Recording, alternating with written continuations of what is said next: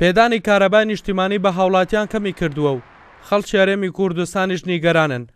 وتەبێژی وەزارەتی کارەباش هۆکارەکەی بۆ کەمی سوتەمەنی و لە کارکەوتنی حەوتێکەی گازی بەرەمێنانی کارەبا دەگەڕێنێتەوە. دەشڵێت ئەگەر بەرەمێنانی کارەبا بەو شێوەیە ئێستا بەردەوام بێت ئەوە دۆخی کارەبانەک باش نابێت، بەڵکو بەرەو خراپتر دەچێت. لە ئێستاشدا بە هەمان شێوە ئاسی بەرهەمێنان کەمە، چونکە حەوت یەکەی بەرهەمێنانی غازیمان وەستاوە لە کار.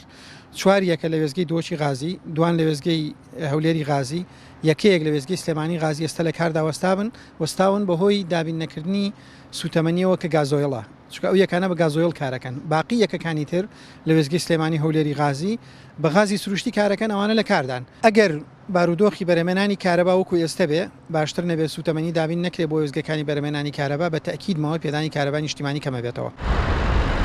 هاوڵاتیانی هەرێمی کوردستان لەبارەی کەمبوونەوەی کارەبای نیشتیمانی ڕایدەگەێنن. لەم دۆخە خراپەی داراییدا پارەی کارەبای نیشتیمانی مۆلیدە ئەهلەکان زیادی کردووە، بۆیە داواکارن حکومەت هەرێم چارەسەرێک بۆ باشترکردنی کارەبا بدۆزێتەوە. وڵە کاکەستا کارەبا نییە، کارەبایەکە وتر فگلایەتی لاتیە، ئەستا سۆبەی دەفرۆشی نەفتی دەوێ، خەرکەکەش ناکڕێت لەبەرەوەی نەفت نییە. ئێستا گەڕای ئەمرێ سۆبەی دارمانەیە دارڕواوەی داران برێگەی ڕەکشای لەو پاروی زمانی قەدیم تەواو کرێ مۆلیدی و کرێ کارەبای و خاستن کارەبایەکە بخۆنیە کرێکەشی هەر زۆرە کارەبای ڕیسەکە، یعنی لەو بێ معاشە و لەو بێ ئیشەی کرێ کارەبایەکەش زۆرە. لەگەڵ هاتنی وەرزی زستان خواستی خەڵک لەسەر کارەبای نیشتیمانی زیادی کردووە.